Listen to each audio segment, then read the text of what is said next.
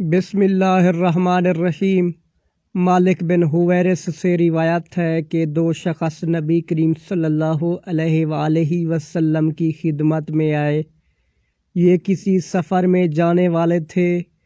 آپ صلی اللہ علیہ وآلہ وسلم نے ان سے فرمایا کہ دیکھو، جب تم سفر میں نکلو تو نماز کے وقت راستے میں اذان دینا، پھر اقامت کہنا، پھر جو شخص تم میں عمر میں بڑا ہو نماز پڑھائے۔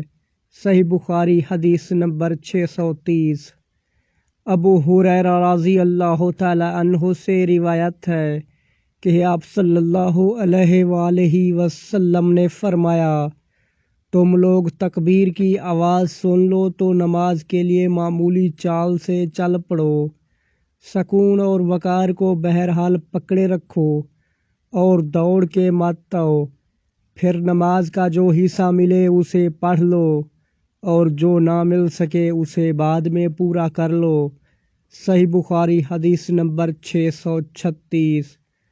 اللہ تعالیٰ سے دعا ہے کہ اللہ تعالیٰ ہمیں ان پیاری احادیث مبارکہ پر عمل کرنے کی توفیق عطا فرمائے اور اپنے پیارے آقا صلی اللہ علیہ وآلہ وسلم کے نقش قدم پر چلنے کی طاقت عطا فرمائے۔ آمین۔